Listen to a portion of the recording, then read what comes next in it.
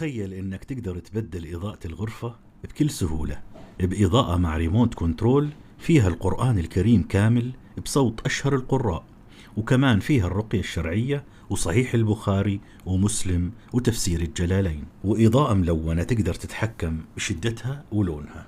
مصباح القرآن الكريم المطور من سندس. قال يا بني لا تقصص رؤياك على إخوتك فيكيدوا لك كيدا. أعوذ بالله من الشيطان الرجيم. بسم الله الرحمن الرحيم. قد كان في قصصهم قصص الأنبياء.